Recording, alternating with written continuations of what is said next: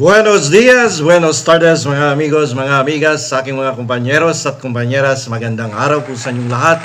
Ako po ang inyong lingkod, si Atty. Rene Bueno, at ito po ang ating episode ngayon ay karugtong ng ating diskusyon kaninang umaga tungkol dito sa insidenteng nangyari sa Tacloban City na kung saan dalawang minor de edad ang nasangkot sa barilan at may mga nasawi at 20 nasugatan.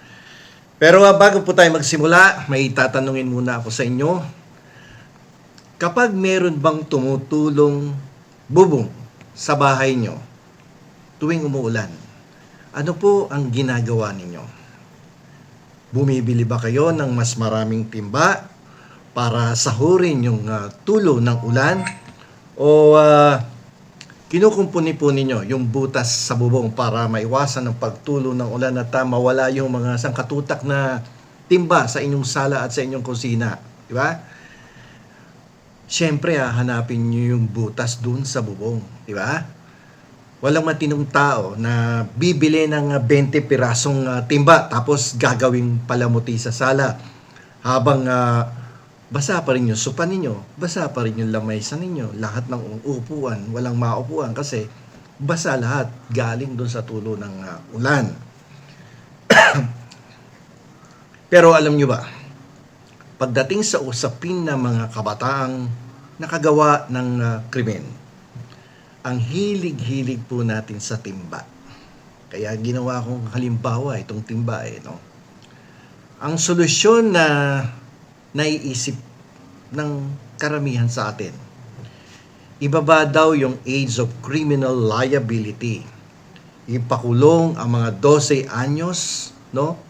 9 na taong gulang o selyuhan sa rehas yung mga kabataan na yan, no? From 18, 15 gawing 12 anyos and make them all criminally liable.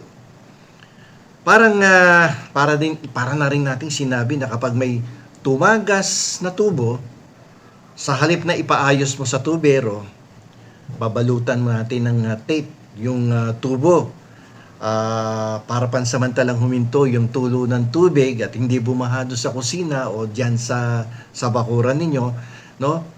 So, anong klaseng solusyon yun? Di ba parang tanga ka lang? Okay, so ang paksa po natin ngayon ay seryoso. Pero titingnan natin sa pinakasimpleng anggulo, di ba? Ang thesis o ang pinakapunto ng lecture natin ngayong araw na ito ay kahit gawin mo pang 0 years old ang age of criminal liability, ibig sabihin, yung pagkairi pa lang ng nanay, no? May posas na yung bata, no? May posas na agad ng sanggol. Walang mangyayari kung walang maayos na gabay at disiplina mula sa mga magulang. Kapapanganak pa lang, pinusasan mo na. Hindi yan ang solusyon, no? Yung pagpababa, no? Yung lowering the age of criminal responsibility or criminal liability, no, sa batas ay hindi solusyon. Ito po ay pag-iwas natin sa totoong problema na nararanasan ng mga bata vis-a-vis dun sa kanilang mga magulang. So, pag-usapan natin yung batas muna, no, para hindi tayo malito. Ano ba talaga yung sinasabi ng Republic Act 9344? Di ba? So, pag-uusapan po natin yan para hindi tayo magmukhang nagmamarunong, no? Para bang marites tayo na nandoon sa kanto at nakikipagchismisan sa mga solsolera, marites at kung sino-sino pa yung mga nagiinuman doon sa kanto na may hawak-hawak na gin, no? Gin bulag.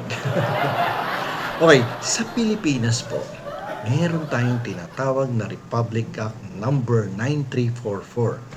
O kung tawagin natin ito, kilala to bilang isang Juvenile Justice and Welfare Act of 2006 na binago or inamyendahan ng Republic Act 10630. Sa ilalim ng batas nito, ang minimum age of criminal responsibility ay 15 anyos lamang. Naku, kapag narinig ito ng mga marites sa Facebook, sa TikTok, no, sa YouTube. Ang sasabihin kaagad sa atin, kaya lumalakas ang loob ng mga batang yan eh. No? Malakas ang loob na magnakaw kasi may lisensya silang ah, gumawa ng masama, no? Immune sila sa batas, no? At sabi nga ng iba, ginagamit sila ng mga ibang sindikato na magnakaw, akyat bahay, bukas kotse gang. Dahil kapag below 15 years old yan, wala namang criminal liability. Ligtas daw. Diba? Yun ang balita sa kanto-kanto. Pinamamalita ni Marites. Okay? So, pakisabi po sa katabi mo ngayon, fake news po yan. Hindi ibig sabihin na kapag ang isang 12 anyos, no, ay nagnakaw o nakapanakit ng ibang tao, ay sasabihin lang ng pulis na, ay 12 ka pa lang pala. Sige, go, go, go. Galingan mo sa susunod, ha? Ganun ang intindi ng ating ilang mga netizens at mga kababayan. Pero lilinawin po natin, hindi po ganoon. May tinatawag tayong restorative justice at intervention programs. Yung mga batang ganyan, no, na naliligaw ng landas, no, dinadala po yan sa Bahay Pag-asa o sa DSWD para magkaroon ng rehabilitation. Kaya Bahay Pag-asa yan kasi we want them to have a better future. Kasi mamaya di-discuss ko kung anong klaseng utak meron ng isang menor de edad. Proven yan. Si Kiko Pangilinan, hindi naman gagawa ng batas yan na walang bas yan eh. Okay? So, bakit 15 taon gulang lang? No? Ayon po sa siyensya. At hindi ito imbento lang. Ang utak ng bata, lalo na ang bahaging namamahala sa pagpapasya at dun sa kanyang emosyon. No? Ang tawag ng mga scientists dyan ay prefrontal cortex.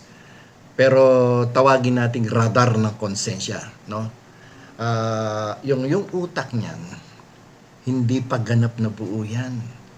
Hindi pa ganun ka-develop, no? Yung below 15 years old. So, alam nyo kung sino ang dapat na magsilbing temporaryng prefrontal cortex o radar ng konsensya ng bata, no? Habang hindi pa ito buo, habang hindi pa siya ganun ka-develop. Walang iba kundi yung magulang. Siya lang ang pwedeng magbigay talaga ng tamang gabay sa bata habang nasa murang edad pa lamang ang mga kabataan. Marami nagsasadya, ibaba mo sa 12, ibaba mo sa 10 years old, pero hindi po yan ang kasagutan. Si Senator Kiko Pangilinan, nung ginawa niya yung batas na yan, back up yan by science. No, kung bakit iniiwas niya sa criminal responsibility yung mga batang 15 years old and below. Kaya nga may rehabilitation program, di ba? No, dadalhin sa DSWD, hindi yan pakakawalan. Kasi ang akala ng iba, kapag nahuli at tinanong, ilan taon ka na? 14 po. O sige, umuwi ka na sa bahay niyo. Bakit? Kasi you are not criminally liable because you are still underage, below 15 years old. Yun po ang pumapasok sa utak ng karamihan sa ating mga kababayan. Kaya dito, I deem it as a responsibility to explain to the people na hindi po ganun ang sinasabi ng batas. No? Lilinawin natin sa pamamagitan ng ating YouTube channel. So, ipagpapatuloy po natin. So, liwanagin po natin itong batas na inakda na ito ni ni Kiko Pangilinan, ni Senator Kiko Pangilinan. No? Napakaganda nito kung talagang uunawain lang natin. Hindi yung basta palit ka ng balit, amyenda ka ng amyenda. Wala naman dun sa batas ang problema. Nasa magulang. No? Okay, magbibigay tayo ng mga ehemplo dito sa ating talakayan. Isipin po ninyo ng mabuti, no? May nakita na ba kayong 11 years old na bago siya mang-snatch, no? Ng cellphone sa jeep, no? Karaniwan yan eh. May batang aakyat doon sa jeep, biglang hablutin yung cellphone mo, yung hikaw ng babae doon sa may bandang dulo ng upuan, no? Isipin nyo, bago ba yan ng hablot ng hikaw, bago ba yan ng hamblot ng cellphone, nagre-research muna yan sa Google? Nagre-research ba yung bata sa Google muna? Siyempre hindi, no? Hindi naman niya pwedeng sabihin, teka muna bago ako ma-snatch pare, check ko muna sa website ng Supreme Court kung pwedeng makapagpiyansa ako rito kapag nahuli ako ng pulis, no? Paghablot ko, sabay takbo, tas nakaharang ako. No, titingnan ko muna sa Google, sa AI, no? Kung ako ba ay makukulong dito sa aking gagawing krimen. Wala namang ganung bata, di ba? Ang bata, hindi yan nagbabasa ng revised penal code o ng rules of court habang nagpapatuyo ng sipon, habang tumutulo yung uhog niya, no? Hindi yan nagbabasa ng revised penal code. Sumasabak yan basta-basta sa krimen dahil sa tatlong bagay. Unang-una, alam nyo to, gutom yung bata. No? O kaya, na-impluwensyahan ng barkada niyang mga adik, mga tambay, di ba? Pangatlo, yung kawalan ng magulang na nagbabantay at gumagabay dun sa bata. Palaboy, pabaya ang magulang eh. Kaya yun, nakakagawa ng krimen. Ngayon, sinasabi po sa ating 1987 Constitution sa Article 15 sa Family Code, sa Article 220 ng Family Code of the Philippines, na ang pamilya po ang pundasyon ng lipunan. At ang magulang ang may pangunahing tungkulin na palakihin ang bata bilang mabuting mamamayan. Obligasyon yan ng magulang. Nakasulat po yan sa saligang batas at nagkaroon pa ng reinforcement ang Family Code of the Philippines. Kapag yung magulang ay nagpabaya, nagkakaroon na tinatawag na vacuum eh. Di ba? O bakanting espasyo sa buhay ng bata. At alam niya naman na ang batas, no? Alam niyo po na ang batas, no, ng kalikasan. Kapag may bakante, no, may papasok na iba. Di ba? Pag may vacuum, may bakante, may papasok na iba. Okay? Gets nyo ba? Yung aking ginagawang example. Paminsan-minsan mag-isip tayo para may mental calisthenics tayo. Kapag ang tatay ay laging lasing o kaya sugarol at ang nanay ay abala sa pakikipag-away dun sa kanto, nakikipag-chismisan o kaya high-tech siya, may cellphone, sa TikTok nakikipag-away. O walang pakilang kung saan natutulog ang anak. Sino yung pumapalit bilang magulang ng bata? Ito yung vacuum na sinasabi ko. Ito yung bakanting espasyo. Na kapag may vacuum, may bakanting espasyo, sino ang pumapalit sa posisyon ng magulang? Di ba? Walang iba, kundi yung barkadang nagsumisinghot ng shabu o ng rugby dun sa kanto, sa kalye. Di ba? Sila yung mga sindikatong nagtuturo kung paano magbukas ng bintana ng kapitbahay, paano mag-akit ng bahay at kuhanin yung mga gamit na maibebenta nila para sa ibang tao. Yan yung mga masasamang impluwensya sa mga kabataan, sa mga minor de edad na hindi talaga naggagabayan effectively by their parents, no?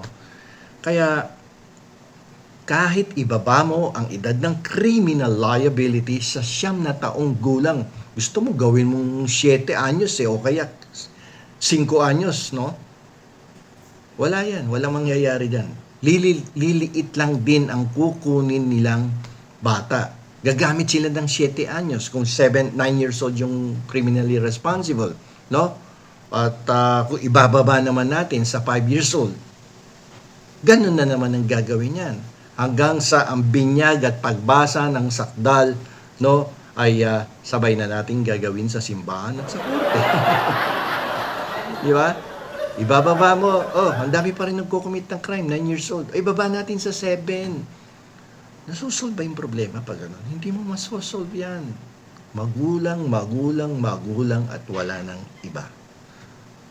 Epektibong paggabay at pagmamahal at mainit na pagyakap sa kabataan. Maramdaman nilang mahal sila ng magulang nila. Okay, para mas lalo nating maintindihan, magkumpara tayo ng dalawang senaryo. Gumawa tayo ng senaryo, dalawang bata, no? Yung isa si Boy Kupit at yung isa si Boy Tino. Boy Kupit, Boy Tino. Okay, senaryo number 1, no? Ang title nito, ang batas na malupit pero walang kwentang magulang, no? Dito ang example natin si Boy Kupit, no? Lang inatupag kundi mangupit. Okay. 12 years old. Kunwari no, na ipasa ang batas na pwedeng ipakulong ang 12 anyos. Palagay mo na kumbinsi ni Robin Padilla, yung mga senador, gawin natin 12 years old yung magiging criminally liable. Inahuli yung 12 years old, nagnanakaw ng manok ng kapitbahay. Ang tatay niya, no, matagal nang wala, no, pinalayas ng nanay niya, no.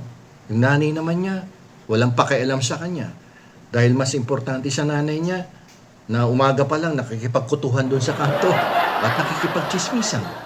Yun ang kanyang negosyo, gumawa ng chismis. Dahil mababa ang age of liability, dinala si Boy Cupid sa kulungan. Ang huli ng manok, no? Doon sa loob, sino yung nakasama ni Boy Cupid? Mga holdupper, karnaper, drug pusher, drug lords, ang mga veteranong kriminal ang nakasama niya. So ano mangyayari? Imbis na matuto, nag-enroll, no? Nag-enroll si Boy Cupid sa loob ng kulungan, no? Doon sa University of Criminals. Paglabas niya, pagkalipas ng 3 taon, hindi na siya nagnanakaw ng manok, no? Marunong na siyang magbukas ng kotse at nanakawan yung loob ng kotse. Bakit? Kasi walang magulang na umako sa kanya nung pumasok at lumabas siya ng kulungan. No? Alam niyo po yung batas, no? Mabilis yan magpataw ng parusa. Pero kung ang pamilya ay mananatiling bulok, bulok pa din yung bata kahit ikulong mo yan ng matagal, no, sa kulungan. Okay? So, scenario number 2, no? Ito yung batas na may intervention program at responsable at mapagmahal na magulang. So, dito sa scenario number 2, si Boy Matino ang ating ehemplo. 12 anyos din. Nagnakaw din ng manok ng kapitbahay. No, maliit talaga yung manok sa kwentong to. Sa ilalim ng maayos na pagpapatupad ng Republic Act 9344, hindi siya itatapon sa kulungan. Yung mga kakasama niya, may mga tato na nakapatay ng tao, drug pusher, drug lord, no, mga murderer, no, mga kasama niya doon, mamamatay tao. Hindi siya doon dadalhin. Dadalhin siya sa social worker. At ang pinaka-importante dito, ipatatawag ang kanyang mga magulang ng Department of Social Welfare and Development doon sa Bahay Pag-asa, no? Diyan pumapasok yung intervention program. So dito, haharapin ng nanay at tatay ang kasalanan ng anak.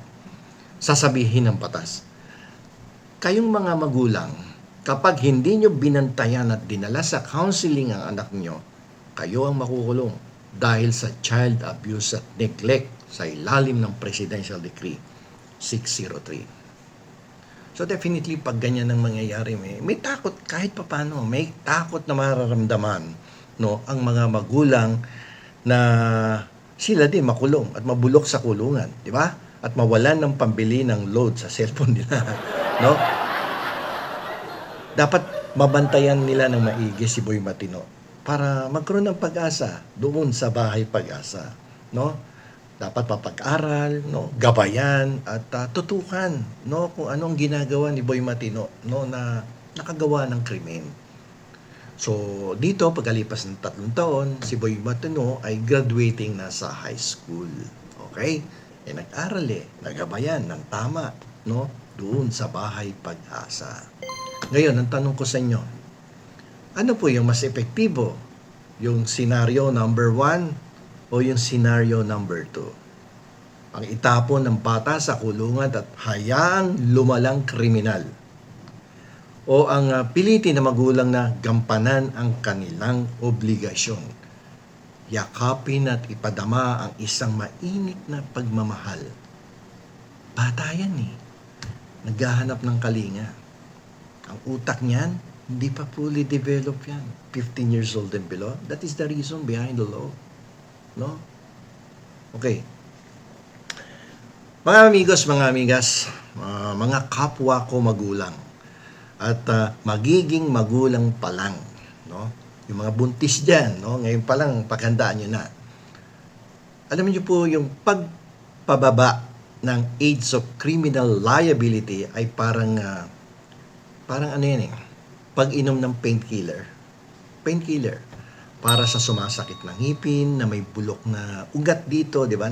Lahat tayo nakaramdam na, lalo na medyo bata-bata tayo. May sirang ipin, bulok na yung ugat dito, mawawala ang sakit, no? Sandali, pag uminom ka ng painkiller. Pero bukas makalawa, mangingilo na naman yan. Dahil hindi mo binunot yung bulok na ugat. Kuha niyo yung example, no?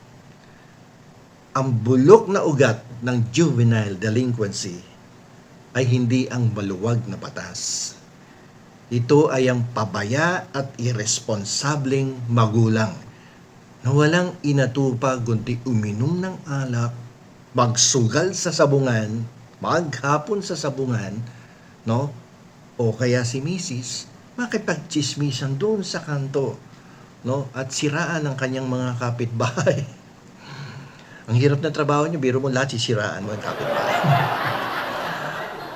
Huwag po nating isisi sa gobyerno, sa pulis o sa DepEd ang pagpapalaki sa ating mga anak. Hindi po trabaho ng teacher na turuan ng anak mo huwag mang bato ng kotse. Trabaho mo yan bilang magulang. Hindi responsibilidad ng pulis na pauwiin ang anak mo bago mag-curfew. Ikaw ang dapat na may hawak ng tsinielas sa may pintuan habang nag-iintay sa kanila. Saan ba sila galing? Alas 5 ang uuwian, alas 10 na ng gabi. Wala pa sa bahay. Di ba?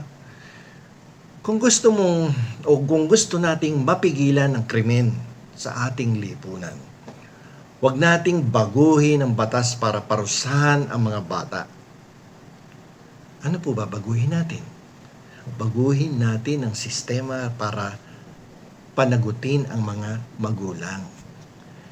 Sabi nga ng isang sikat na linya, it takes a village to raise a child. Pero bago maging baryo o isang village, magsimula muna tayo sa loob ng sarili nating kwarto at sala. Sa loob ng ating bahay. Diyan tayo magsisimula. Patigilin natin ang krimen, no? Patigilin natin ang krimen. Hindi sa pamamagitan ng rehas sa kulungan, kundi sa pamamagitan ng isang mainit na yakap, gabay at tamang disiplina sa loob ng ating tahanan. Pag ang kabataan nakaramdam ng pagmamahal ng magulang, pag-aaruga, pagmamalasakit, pagbabantay na epektibo, at tamang pagtuturo upang sila ay magsikap na mag-aral at magkaroon ng magandang kinabukasan. Mawawala yung vacuum, mawawala yung espasyo, walang papasok sapagkat punong-puno sila ng pagmamahal ng isang magulang. So maraming salamat po at mabuhay kayong lahat. Ito po muli ang inyong lingkod, si Attorney Rene Bueno.